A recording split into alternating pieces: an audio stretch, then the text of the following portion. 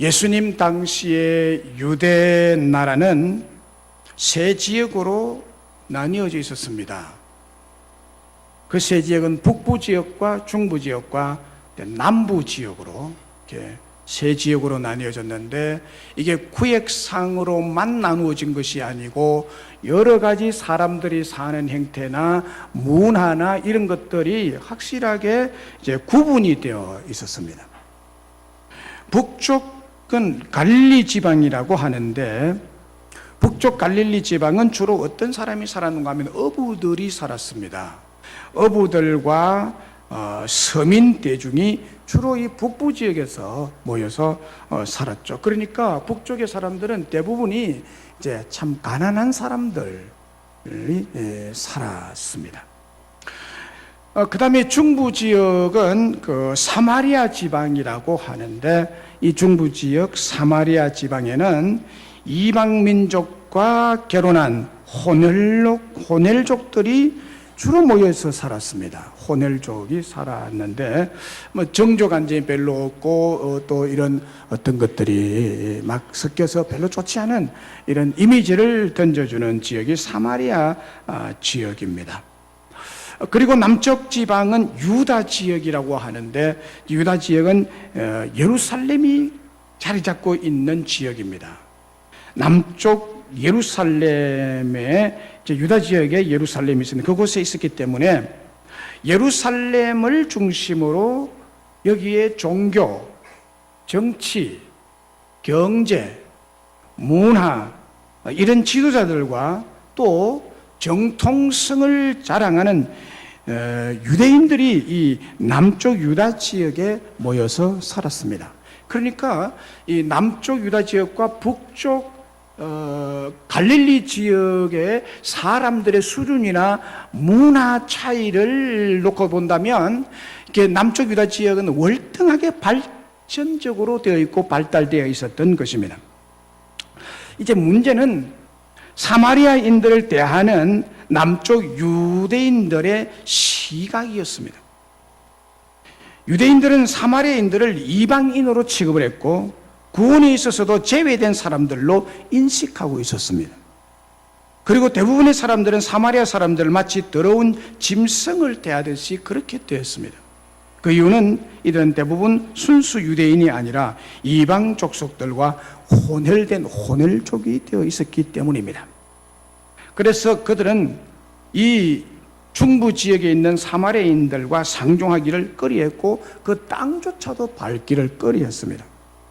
남쪽 유대 지방에서 북쪽 갈릴리 지방으로 가려면 반드시 중부 지역인 사마리아 지역을 통과해야 하는데, 이 유대인들은 이런저런 이유로 사마리아 동네를 피해서 외곽으로 우회해서 북쪽으로 넘어가곤 했습니다. 이 유대인들의 그 독성과 편견이 난 결과죠. 그런데 본문은 이런 유대인들의 통념과 관행을 뒤엎고 예수님은 사마리아를 거쳐서 갈릴리로 곧장 가셨습니다. 예수님은 일부러 제자들과 함께 의도적으로 다른 유대인들처럼 외곽도로나 우회 순환 도로를 선택하지 않고 사마리아 복판으로 통과했습니다. 그리고 사마리아 중심에 있는 수가라 하는 마을에 우물이 하나 있었는데, 그 우물에서 물을 길러 나온 한 여자를 그곳에서 만났습니다. 요한복음 4장 7절에 보면은 사마리아 여자 하나가 물을 길러 왔음에 라고 기록하고 있습니다. 사마리아 여자가 물 길러러 우물가에 왔습니다. 그녀의 이름은 그냥 사마리아 여자라고만 소개하고 있습니다. 예수님께서 만나신 대부분의 사람들은 그 이름이 성경에 잘 밝혀지고 있습니다. 예를 들면 사케오라든지, 이제 지난주에 생각한 세리마테라든지 막달라 마리아라든지 그 이름이 잘 밝혀지고 있습니다. 그런데 예수님께서 만나신 이 수가성 우물가에서 만나신 이 여인에 대해서는 그냥 사마리아 여자라고만 밝히고 있습니다. 사마리아 여자. 물론 그 당시 사회 간섭이 여자는 숫자에 들지도 못했지만은 이 여자의 경우 이름 없는 여자, 이름을 밝힐 수 없는 여자, 가명을 쓸 수밖에 없는 그런 여자였습니다. 이 여자는 예수님과 대화 속에서 드러난 사실이지만은 남편이 5이나 있었지만은 지금 6번째 남편도 자기 남편이 아니라는 것입니다. 그러니까 이미 이 여자는 5 남자와 헤어지고 6번째 남자도 정식으로 결혼 남자가 아니라 동거하는 정도의 남자였던 것입니다. 그러니까 또 이 남자와 언제 헤어질지 모릅니다. 또 7번째 또 어떤 남자를 만날지 미래가 불투명한 여자입니다. 세상 사람들은 이런 여자를 가리켜서 참 팔자가 세다, 팔자가 참 세다 라고 말하고, 사회 도덕은 부정하고 몹쓸 여자라고 손가락질하고 정죄하는 여자죠. 그러나 주님은 오늘 본문에 나타난 대로 그녀를 만나 주시고 대화를 나누셨고 그녀에게 구원의 복음을 전하고 계십니다.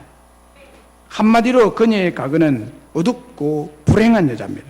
또한 상처의 골이 깊은 여자였습니다. 과거도 불행했고 현재도 불행한 여자입니다.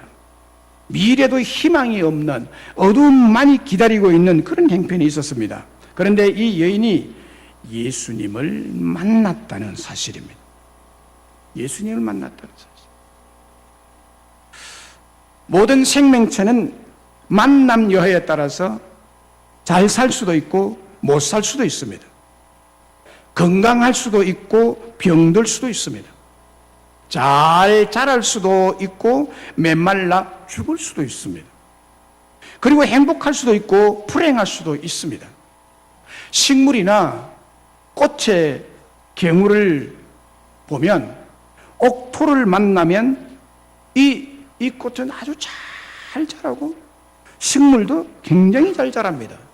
30배, 60배, 100배 열매를 맺습니다. 그러나 돌짝밭 같은 박토를 만나면 시들거나 그냥 죽어버립니다. 아프리카는 가난하고 유럽은 잘 삽니다. 민주국가들은 풍요롭고 공산국가들은 가난합니다. 사람들도 잘 만나면 행복하고 잘못 만나면 인생이 불행해집니다.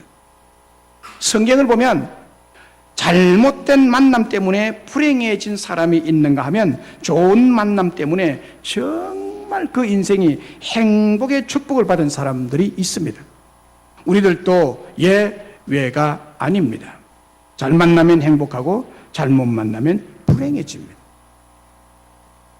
의사 부인들의 불평이 있습니다.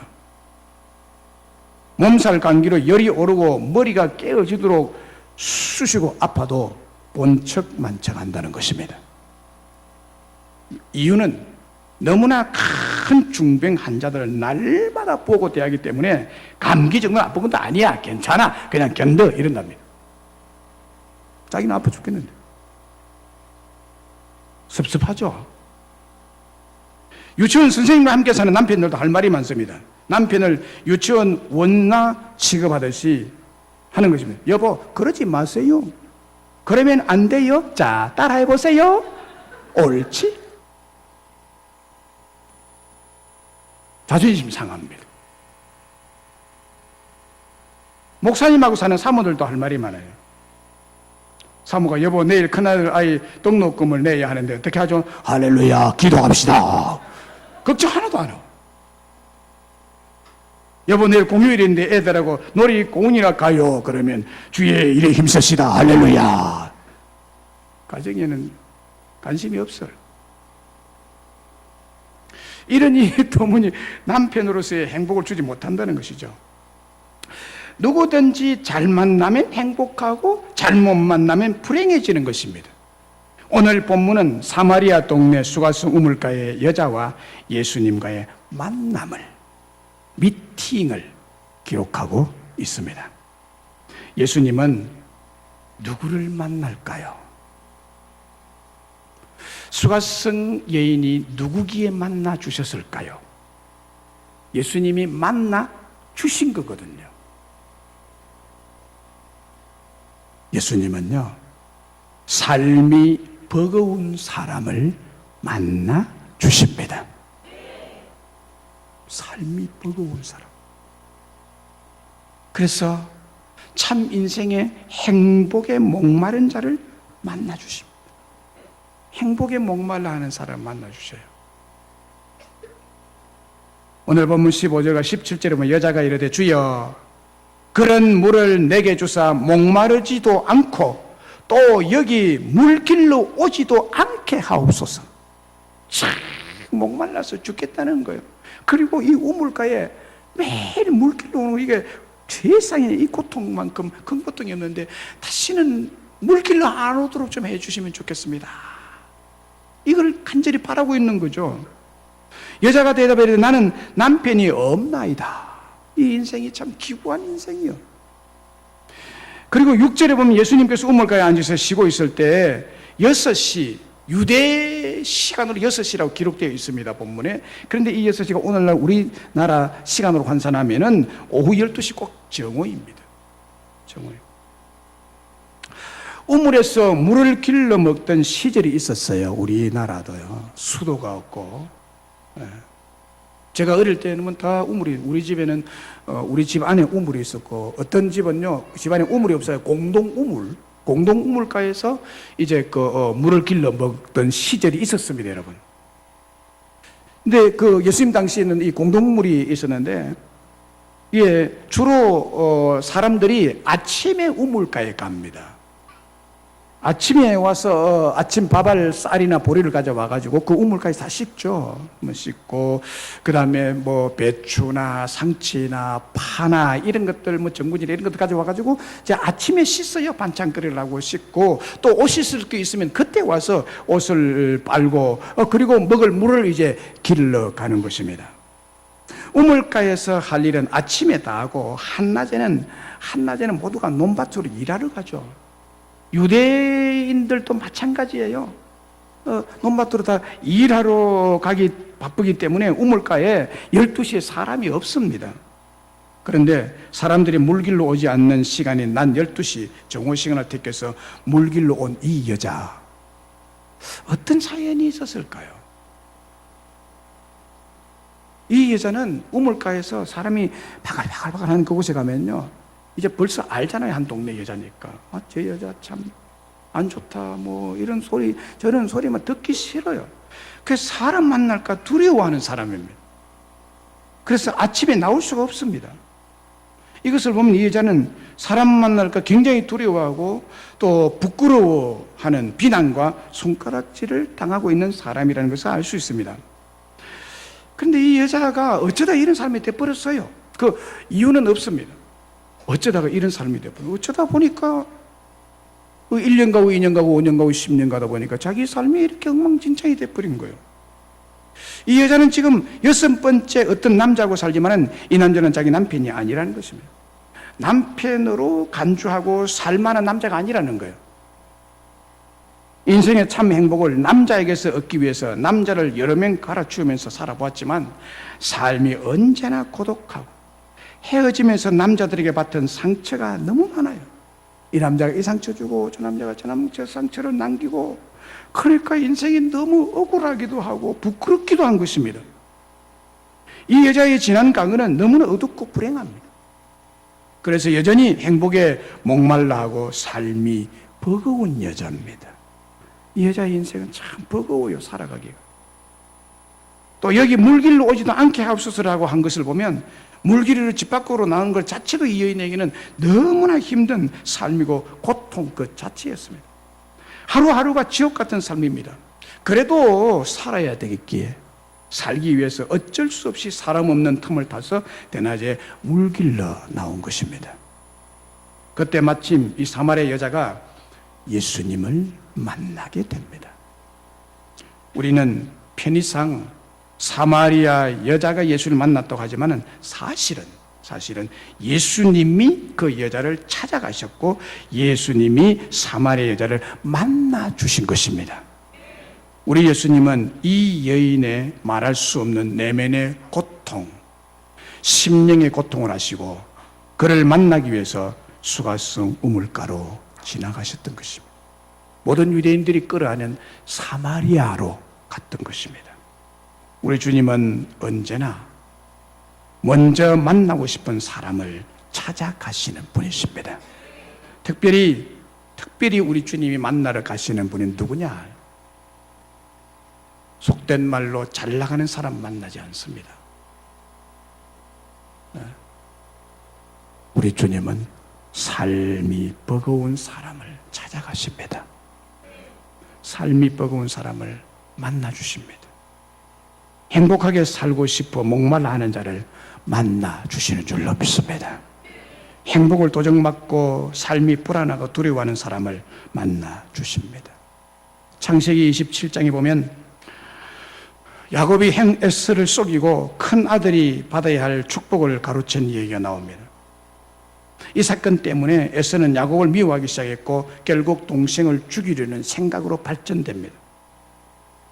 이것을 알게 된 야곱은 하는 수 없이 아버지와 어머니를 떠나야 했습니다.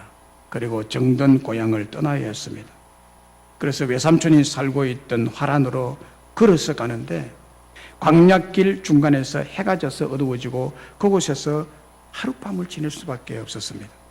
돌을 베게 하고 자는데 그날 밤에 하나님께서 야곱을 찾아오셔서 만나 주십니다. 만나 주십니다. 얼마나 쓸쓸하고 얼마나 두렵고 부모를 떠나고 집을 떠나고 고향을 떠나 타향으로 가는 그 초행길에 밤이 되어서 무섭기도 한 그곳에 잠을 자는데 잠이 오겠어요? 잠을 자는 둥 마는 둥 하고 있는데 하나님이 그를 찾아오십니다. 창세기 28장 13절에 보면 또 본저 여호와께서 그 위에 서서 가라사대 나는 여호와니 너희 조부 아브라함의 하나님이요 이삭의 하나님이라 너 눈 땅을 내가 너와 내 자손에게 주리니 라고 했습니다. 이 말씀을 하시면서 만나주셔요. 우리 주님은 언제나 사람을 만나시면 말씀을 가지고 오시고 약속을 가지고 오시고 그에게 위로하시고 확신을 주시고 만나주시는 분이세요. 형의 살기가 등등한 미움을 받고 쫓기고 있을 때 아버지와 어머님의 품을 떠나 있을 때 그리고 고향을 떠났을 때 하나님은 그 쓸쓸하고 외롭고 두려워 떨고 있는 그 야곱을 찾아오셔서 만나주셨습니다. 그리고 외삼촌 집에서도 우리 하나님은 늘 곁에서 위로하고 격려하십니다.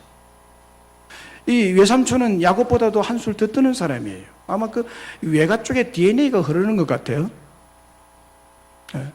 야곱도 뭐 형을 속이고 이렇게 장자권을 뺏어가지고 이렇게 도망갔는데요. 도망가서 피신한 곳이 외삼촌 댁에 갔습니다. 외삼촌 댁에 가면 좀 안전하게 편안하게 잘 살 줄 알았는데 외삼촌 한술 더 떠가지고 이 조카를 속입니다 또. 그래가지고요 자기 딸 둘이가 있는데 딸 하나를 속여서 언니를 먼저 동생을 좋아하는데 언니를 보내고 네가 좋아하는 동생을 결혼하려면 7년 돼야 해. 그래서 14년을 결혼하기 위해서 꼬박 썩습니다. 그리고 6년은 순수하게 그 외삼촌 집에 노동을 합니다. 그 또합 20년 장장 긴 세월 동안에 거기에서 이제 머슴 아닌 머슴으로서 이렇게 노동력을 이제 제공하는데 근데 자기 이제 외삼촌의 자녀들이 이 야곱을 얼마나 비방하는지 성경에 나와 있어요. 막 비방하고 욕하고 밥을 많이 먹는다더니 우리 아버지 재산을 다 도둑질해 간다더니 뭐 이런 소리를 막 해요. 그러니까 이 소리를 듣는 야곱의 마음으로서는 굉장히 억울하죠. 아니 자기 아버지를 위해서 내가 최선을 다하고 새벽 일찍 일어나고 밤늦게까지 양을 치고 양새끼를 돌보고 이랬는데 자기 보고 그렇게 아버지 재산을 다 도둑질해가고 밥만 많이 먹고 이래 밥 축만 내고 이러고 뭐 이런단 말이에요. 억울할 그때 하나님이 야곱에게 찾아오십니다. 야곱아 염려하지 말라. 조금만 더 고생해라. 내가 네가 떠나온 고향 아버지 집으로 갈 때까지 내가 안전하게 너를 지켜주리라. 이렇게 그 참 두려워하고 억울해하는 이 야곱을 또 달래줍니다. 그리고 이제 20년의 세월을 다 보내고 난 다음에 이제 가산을 정리해서 자기 고향 집 아버지 집으로 이제 돌아갈 때입니다. 그때 이제 이 소식을 들은 에서가 400명의 군사를 이끌고 야곱 이놈 이제 오느냐, 20년 만에 이제 오느냐, 내가 기다리고 기다렸다. 400명의 군사 훈련을 시키고 있었는데 잘 왔다, 이제 니는 죽었어 라고 400명 군사를 이끌고 에스가 옵니다. 마주 옵니다. 이 소식을 또 야곱이 들어요. 너무너무 두렵습니다. 자기는 군사 하나도 없고 형의 마음이 풀린 줄 알고 이제 고향으로 돌아가고 금이 환영 안 하고 가는데요. 그래서 이 야복 강가에 딱 섭니다. 강을 군사들이 건너오지를 못하니까 야복 강가에 서서 자기 재산을 세 대로 나누어서 먼저 보내고 야곱 홀로 남습니다. 그때 하나님 도움을 받으려고 하는데 그때 우리 하나님이 또 오십니다. 하나님이 그때 야곱을 찾아오셔요. 외롭고 쓸쓸하고 죽음의 공포가 시시각각으로 다가오는 그 야곱에게, 강가에 홀로 남은 야곱에게 우리 주님이 찾아오셔요. 주님 찾아오셔요. 그래서요, 하나님 도움을 얼마나 받기를 원하는지 야곱이 밤새도록 천사와 씨름해가지고 결국 안 나오니까 천사가 환도패를 쳐서 절름발이로 만들어버리잖아요. 그때 하나님이 찾아오셨죠. 그리고는 뭐라고 말합니까? 너의 이름이 뭐냐? 야곱입니다. 이제 너는 야곱이라 하지 말고 너의 이름을 이스라엘이라고 해라. 오늘날 이스라엘 이름이 바로 그 이름이잖아요. 이스라엘 이름이 뭐죠? 하나님과 괴로워 싸워서 이긴 자라는 뜻이에요. 그럼 뭐 어째 사람이 하나님 이길 수 있나요? 하나님이 져주셨죠. 져주셨죠. 우리 신이하고 내하고 내가 싸움을 한다면 내가 이기겠어요? 신이가 이기겠어요? 여러분 한번 생각해보면 누가 이기겠어요? 신이가 이기지. 왜 이기느냐? 내가 져주는 거예요. 그 내가 땅에 들어눕고 신이를 내 배 위에 올리면서 야 신이야 네가 이겼다 이러. 하나님이 그렇게 하셨어요. 야곱을 향해서 네가 나를 이긴 자야. 그 복을 주고 이렇게 하나님이 따독거리잖아요. 이 상처 많고 문제 많은 야곱을 찾아오셔서 끝까지 따독거리시는 하나님이세요. 삶이 버거우니까 따독거려 줘야 되거든. 우리 하나님은요, 삶이 버거워하는 사람을 그냥 버리시지 않아요. 오늘 여러분 삶이 버겁습니까? 우리 주님이 여러분을 찾아오신 줄로 믿습니다. 행복에 목말라 하십니까? 우리 주님이 여러분들 곁에 찾아오십니다. 두려워하지 말라고. 내가 너와 함께 하겠다고. 이 세대의 사람이 하나님을 만나는 것은 세 가지 이유에서 참 어렵습니다. 하나님 만난다는 것이 어려워요. 예수님이 이 공사에 가실 때 육신을 입고 뭐 걸어오시고 또 이렇게 활동을 하시니까 우리가 만날 수가 있으면 만날 수 있어요. 그러나 지금은요, 주님은 부활성천에서 하늘나라에 계시고 성령을 보내셔서 교회 중에 역사하시는 하나님이, 그 하나님 우리가 만나기가 힘들어요. 세 가지 이유. 첫 번째는 하나님은 눈에 보이지 않는 영이시기 때문에 그 만날 수가 없어요. 영이신 분 때문에 만날 수 없어요. 영은 육체가 아니기 때문에 육체적인 기능을 가지고 있지 않습니다. 예를 들면 뭐 두 다리로 걷는다든지 코로 숨을 쉰다든지 입으로 음식을 먹는다든지 하는 등등의 육체적인 행동이 없습니다. 그리고 영은 손으로 붙잡거나 눈으로 볼 수가 있는 것이 아니죠. 하나님은 영이시기 때문에 육체적인 조건에 한정된 우리 인간으로서는 만나기가 어렵습니다. 어려워요. 사실은 하나님 만나기 어렵습니다, 여러분. 하나님 만났어요 해도요, 어려운 거예요. 두 번째 이유는 하나님은 절대자이시기 때문에 만나기가 힘듭니다. 상대적 가치가 절대적 가치를 만나기 어려운 것은 기정사실이죠. 제한적인 존재가 초월적인 존재를 만나는 것도 어려운 것입니다. 하나님은 절대자이신 반면에 인간인 우리는 유한하고 무력하고 어리석습니다. 이런 존재가 절대자이신 하나님을 만난다는 것이 어려운 거예요. 그 다음에 세 번째는 무슨 이유 때문에 만나기 힘든가 하면 인간이 마음대로 찾아서 만날 수 있는 존재가 아니기 때문입니다. 하나님은 인간이 찾아서 만날 존재가 아니에요. 그래서 어려운 거예요. 내가 하나님 만나고 싶은데, 신을 만나고 싶은데 만날 수 없어요. 왜냐하면 하나님은 그래서 만날 수 있는 존재가 아니기 때문입니다. 하나님께서 인간을 찾아 주셔야 만나게 되는 것입니다. 인간이 하나님을 찾아 만날 수 없어요. 하나님이 찾아 주셔야 만나고, 하나님이 자기를 보여주셔야 볼 수가 있는 거예요. 하나님이 자기를 인간에게 보여주시는 것을 어려운 말로 계시라 그래요.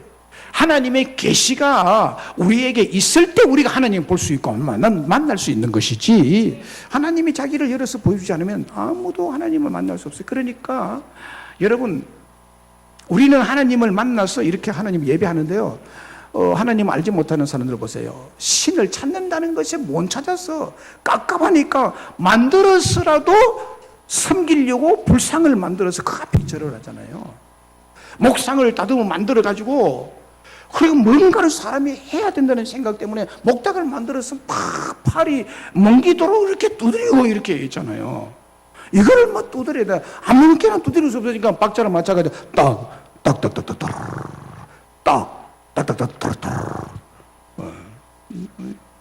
그럼 두드린다고 만날 수가 있나요?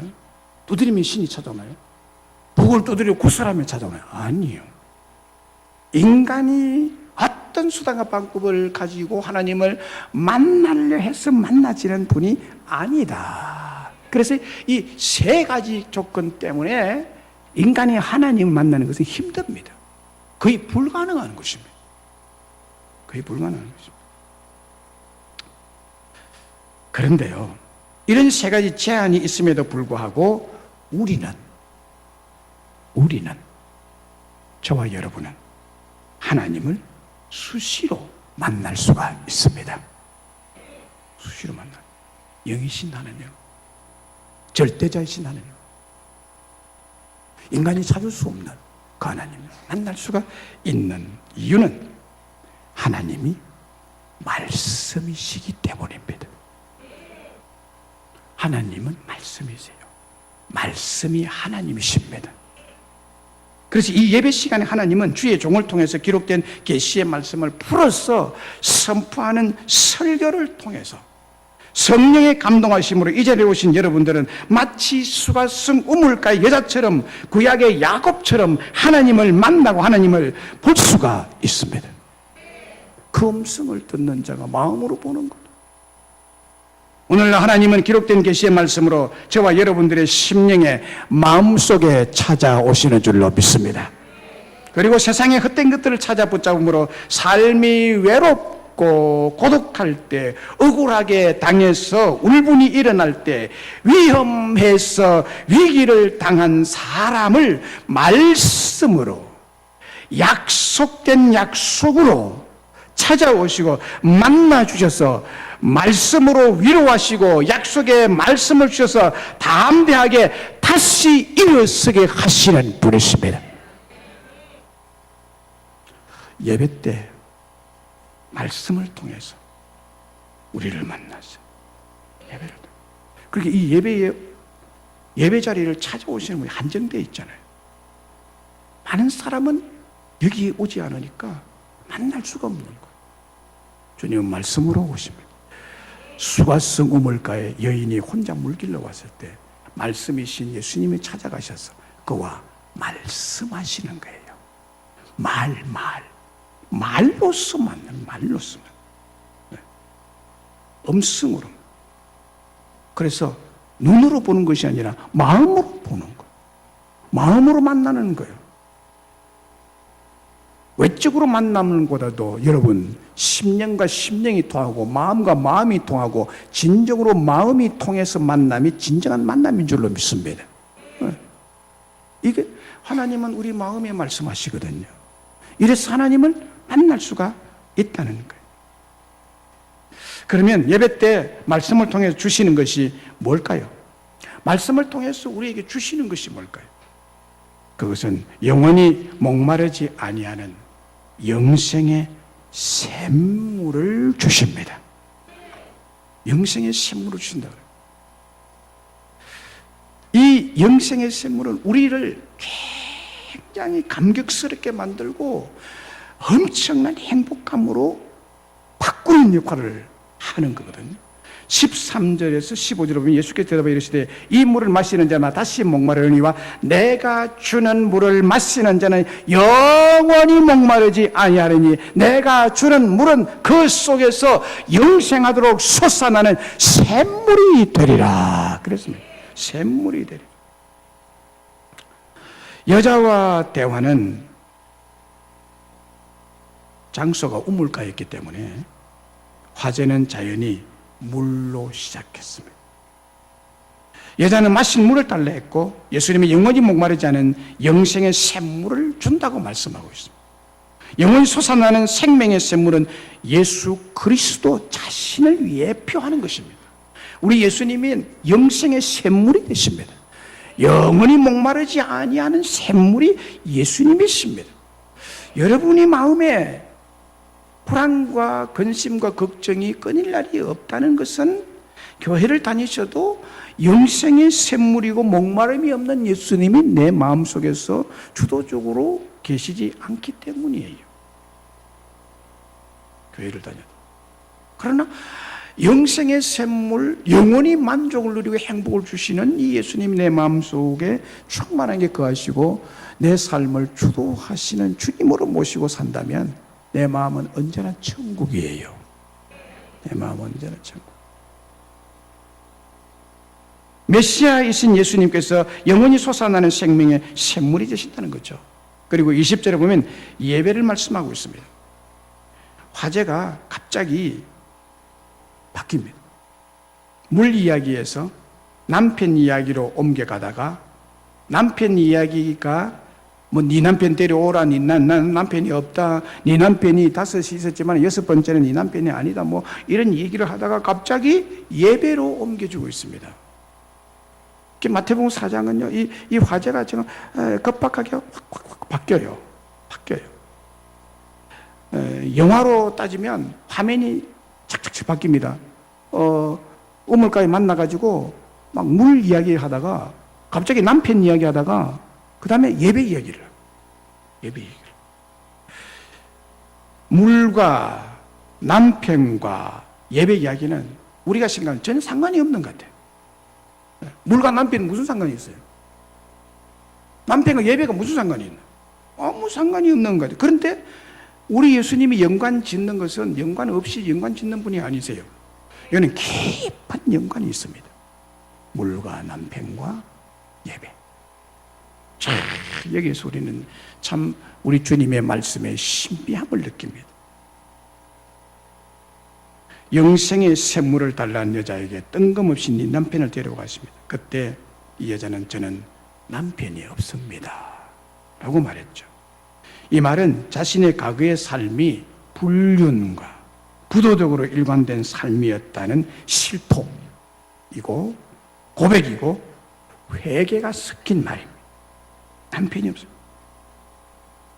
남편 데려오라는 그 말씀의 근위 앞에 이 여자는 대답을 안 할 수가 없는 거예요. 그 남편이 없다고 말이죠. 이것은 주님 앞에 실토한 거고 주님 앞에 고백한 거고 주님 앞에 회개한 것입니다. 이 오고 가는 대화를 통해서 여자의 과거가 백일하게 드러나고 말았습니다. 예수님은 그 여자의 과거를 다 알고 계셨습니다. 그리고 그녀가 안고 있는 도덕적 갈등과 고민과 함께 영적인 갈증을 헤아리고 계셨던 것입니다. 그래서 예수님은 남자나 바라보고 웃고 우는 그녀의 일차적인 삶을 영원하신 하나님을 바라보고 영원히 목마르지 아니하는 영생의 샘물을 받을 수 있는 예배하는 4차원적인 영적 삶으로 그 여자를 이끌어내는 것입니다. 이게 연관이 이렇게 지어져요.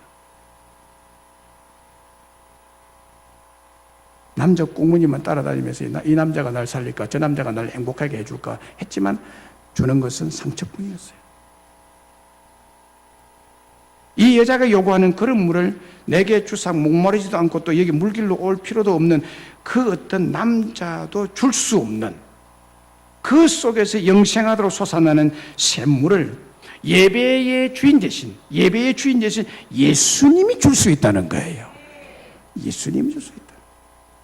그래서 지금 사마리아 여인과 예수님은 두 분이서 예배하고 있는 장소예요. 예배처소예요. 예배처소예요. 예수님이 계시죠? 말씀이 계시죠. 곧 예수님 자신을 예배할 때 예수님 주시는 말씀이 우리 인생에 있어서 영생의 샘물이 된다는 뜻이에요. 예배라는 말이 뭐냐? 라트레이아라는 뜻인데요. 뜻이 아니라 단어인데, 라트레이아라는 단어는 헬라 단어인데, 이 단어의 뜻은요, 봉사하다, 섬기다, 서비스하다라는 뜻입니다. 라트레이아. 그래서 예배를 영어로 서비스라고 그러죠. 서비스.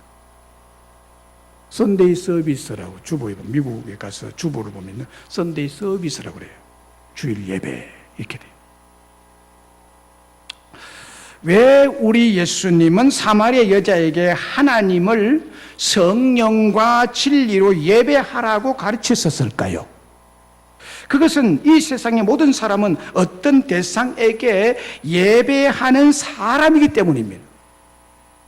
인간으로 태어난 모든 사람은 그 심령 속에 절대자에게 의지하고 싶은 종교심과 예배하려고 하는 마음을 심어 놓으셨어요. 그래서 이 세상의 모든 사람은 이런 논리에 의해서 예배자입니다. 대상이 달라서 그렇지.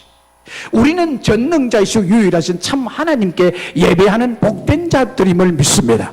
얼마나 복된 자들인지 몰라요. 여러분들 이 자리에서 예배를 드리는, 하나님께 예배를 드리고 하나님의 말씀으로 임재하신 그 주님의 음성을 듣는 이 예배가 얼마나 행복한 예배인지 몰라요. 굿 안 해도 돼요. 맹태 대가리 안 갖다 놔도 돼요. 돼지 대가리 갖다 놓고 절 안 해도 돼요. 술잔을 기울일 필요가 없어요. 아주 저급한 이런 예배 행태. 여기에서 우리는 해방을 받은 줄로 믿습니다. 이 신령과 성령으로 진리로 예배하는 고차원적인 예배, 고차원적인 절대자인 하나님께 예배하는 저와 여러분이 진정한 행복자의 자리에 든 줄로 믿습니다. 그래서 예배의 대상을 이 여인에게 바꾸라, 이 얘기를 하고 있는. 네 예배자는 지금 남편이 아니냐, 남자가 아니냐, 바꿔. 내가 메시아야. 너와 말하고 있는 내가 메시아야. 네가 바라고 있는 메시아가 나야. 나에게 예배해야 되는 일을. 그래야 내가 주는 물을 받고 그 속에서 영생하도록 솟아나는 샘물이 되게 해주마. 우리 주님이 말씀하시는 거거든.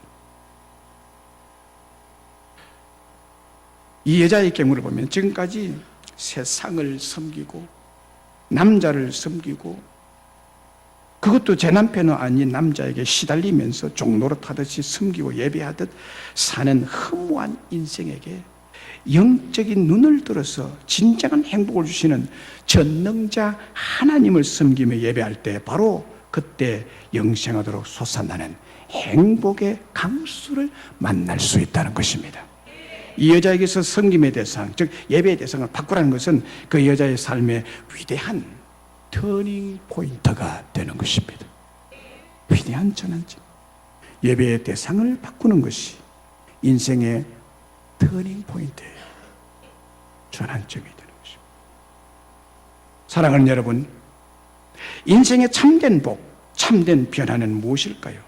그것은 세상에 매달리고 사람에게 매달리고 돈에 매달리고 권력에 매달리며 살던 사람에게 영원히 목마르지 아니하는 영생의 생물을 주시는 예수님을 예배 중에 만날 수 있다는 것입니다. 예배 중에 선포되는 말씀으로 우리를 찾아오셔서 목마르지 아니하는 영원한 행복을 주실 줄로 믿습니다. 요한복음 14장 27절에 평안을 너희에게 주노니 나의 평안을 너희에게 주노라. 내가 너희에게 주는 것은 세상이 주는 것과 같지 아니하니라. 너희는 마음에 근심하지도 말고 두려워하지도 말라라고 했습니다. 우리 예수님은 우리에게 평안, 곧 에이레인의 행복한 삶을 위해서 예배 중에 우리를 찾아오셔서 만나 주십니다. 지난주에도 생각한 누가복음 15장에 나오는 잃어버린 양, 그 양은 무엇을 잃어버렸느냐는 거예요. 참된 행복을 잃어버린 거예요. 참된 행복을 잃어버린 양이에요. 목자를 떠난 그 자체가 잃어버린 양이 되어버렸는데 그 잃어버린 양 목자를 떠난 것은 바로 행복을 잃어버린 거예요. 행복의 길을 잃어버린 것입니다. 그런데 우리 주님은 이 참된 행복을 잃어버리고 세상 길로 가버린 어리석은 어린 양과 같은 우리들을 찾아오셔서 예배의 우물가에서 말씀을 통해서 영생하도록 솟아나는 샘물을 주십니다. 우리 예수님은 지금 이 시간 잃어버린 바 된 우리들 찾아오셔서 변하지 않고 다시 가라지 않는 영원한 영생을 주시는 줄로 믿습니다. 사마리아 여자는 말씀이신 예수님과 예배에 대해서 말씀을 나누는 중에, 즉 수가성 우물가에서 예배의 주인 되신 예수님 모시고 예배 중에 말씀을 들을 때 놀라운 변화가 일어난 것입니다. 그 변화는 여자가 물동이를 버려두고 동네로 뛰어 들어갔다라고 말했습니다. 놀라운 변화예요. 여자가 앞에도 설명했지만 아무도 없는 낮 시간 그때에 살짝 물길로서 금방 들어가려고 왔습니다. 그런데 그거 봐보니까 예수님이 또 기다리고 계세요. 그 예수님과 만나서 이것저것 이야기하다가 메시아를 만나버린 거예요. 놀라운 심령의 변화가 일어나 버렸습니다. 네. 마음이 바뀌어버린 것입니다. 그래서 이거 이제 기를 필요가 없다고 물동이 버려버렸어요.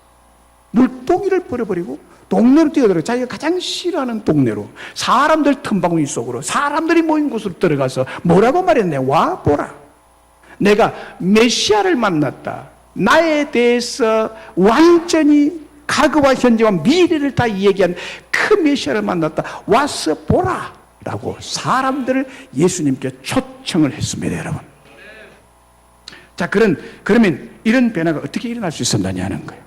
이런 변화가 어떻게 해서 이 여자의 마음속에 그 상처받고 이 꽉 닫힌 이 여인의 마음이 어떻게 해서 변화가 일어나느냐는 거예요. 그것은 예수님을 만난 감격 때문입니다. 예수님 만난 감격. 28절 29절에 여자가 물동이를 버려두고 동네로 들어가서 사람들이 이르되 내가 행한 모든 일을 내게 만한 사람을 보라, 이는 그리스도가 아니냐라고 했습니다. 그리스도 곧 메시아. 사마리아 여자는 말씀을 통해서 메시아 그리스도인 예수의 만남으로 너무 감격이 마음에 찾아온 거예요. 이건 어떤 이유에서 그런지 몰라요. 마음이 너무너무 기뻤어. 밤이 너무너무 기뻤어. 은혜가 차고 넘쳐서 영생으로 솟아나는 샘물이 예수 메시아 그리스도에 있음을 아는 순간에 충만해졌습니다. 예수님을 예배 중에 만나면 이 여자처럼 기쁨과 감격을 주체할 수 없게 됩니다. 그래서 물동이를 버려두고 동네로 뛰어들어가는 것입니다. 왜요? 감격과 기쁨을 말하지 않으면 가슴이 터질 것 같아요. 가슴이 터질 것 같아요. 예수님으로 말미암아 영생의 감격을 맛본 자는 스스로 증거의 삶을 살게 됩니다. 말하지 않으면 안 되겠다는 생각 때문에 뛰어가는 거예요. 물동이 버려두고 가는 거예요. 물길로 온 사람이 물 안 길어 가고 그냥 뛰어가 예수를 증거하고 있는 이 여인을 보십시오. 이 여자가 전한 예수가 누굽니까? 영생하도록 솟아나는 샘물을 주시는 분이세요. 받은 은혜를 고마워하고 감사하고 그것을 정언한 사람이 있는가 하면 잊어버리고 불만스러워하는 사람이 있어요. 오늘 본문은 예수님이 주시는 영생 곧 제사함을 주시는 구원은 변질이 되지 않고 다시 목마름이 없는 영생하도록 계속 감격이 솟아나는 샘물과 같다는 것입니다. 그 은혜를 감사하고 감격해하고 이웃에게 말하고 싶어서 계속 전도하고 초청하는 사람은 더 큰 은혜와 복을 받아 누리게 될 줄로 믿습니다. 그러나 반대로 감사하지 않고 불만스러워하면 받은 은혜마저도 빼앗기고 마는 것입니다. 예수님 만나고 제사함과 영생의 은혜를 받은 것이 너무나 감격해서 물동이조차도 버려두고 동네로 뛰어들어간 메시아 대신 예수님을 증언한 사마리아 여자를 보면서 저는 역사의 한 장면이 생각이 났어요. 역사의 한 장면. 이제 말씀 마무리합니다. 이조 왕 중종 때 이런 일이 있었습니다. 이종왕 중종 때 영의정, 자의정, 군부 장관 대신들이 하나같이 모두가 다 뇌물 사건의 연루가 됩니다. 뇌물을 받아, 국민들과 뇌물을 받았어요. 내 아들 잘 보여달라고 막 그때도 뇌물이 있었어요. 막 뇌물을 받고 뇌물 모르게 다 뇌물을 받는 이 정황이 표착이 되어서 궁중은 대혼란 속으로 빠져들고 있었습니다. 어느 누구도 뇌물에 걸려들지 않은 사람이 없었습니다. 그래서 중종왕이 이 사실을 세밀하게 다 알게 됐습니다. 뇌물을 받은 대신들의 명단과 액수가 적힌 보고서를 받고 들여다보면서 중종왕은 노발대발합니다. 뇌물 사건에 연루된 사람은 지고하간에 모조리 숙청하기로 굳은 결심을 내립니다. 그때 왕비가 옆에 옵니다. 왕비 중전은 생각이 좀 달랐어요. 왕비인 중전마마는 모든 대신들의 비리와 그 죄를 한 번만 딱 덮으세요 라고 말해줍니다. 한 번만 딱 덮어라. 그들을 용서함으로 대혼란을 잠재우고 종묘 사직을 조용히 이어갈 것을 간청을 합니다. 그리고 이 엄청난 죄를 용서해주고 다시 한 번 더 기회를 준 왕에게 그 은혜가 고맙고 감격스러워서 충성을 다하지 않겠느냐, 충성을 다할 것이다 라고 말을 해줬습니다. 이렇게 하는 것이 왕으로서 지혜롭고 가장 현명하게 대처하는 대책이라고 강하게 하소연을 합니다.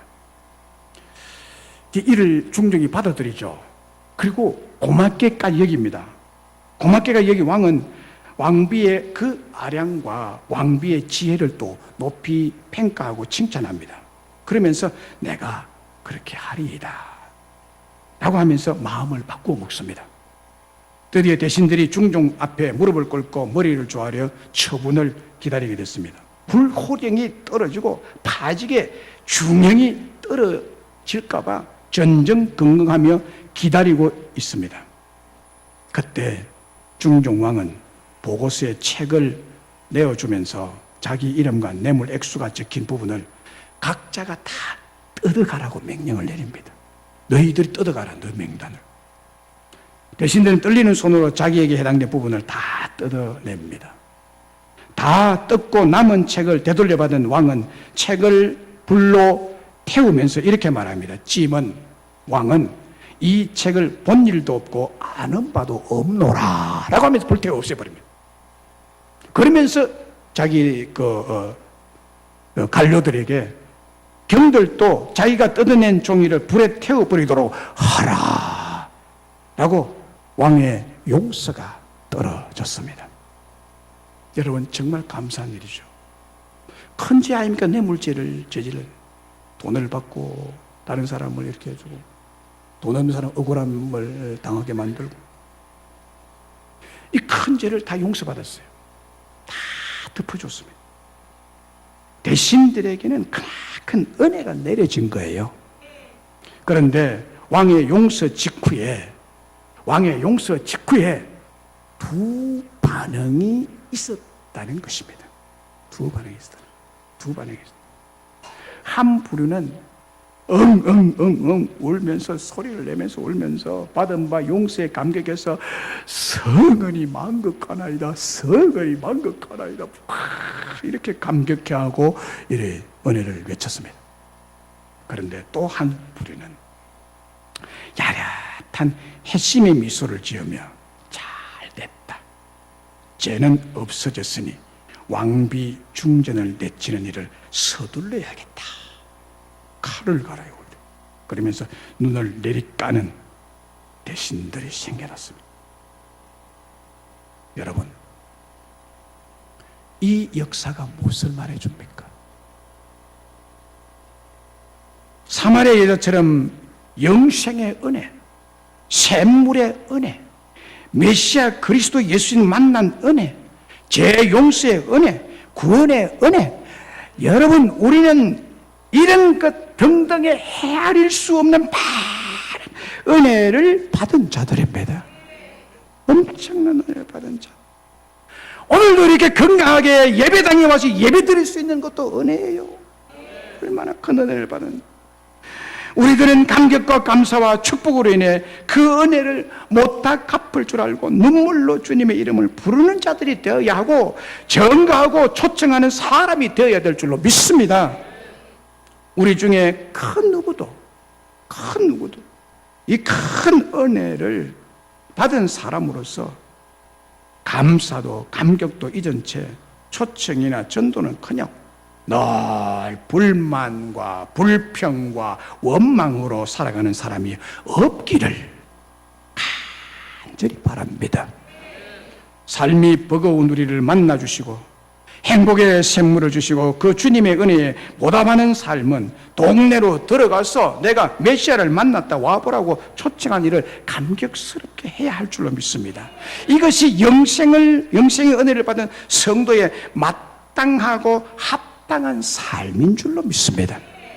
우리 모두 은혜 받은 자들로서 크게 한번 따라합시다.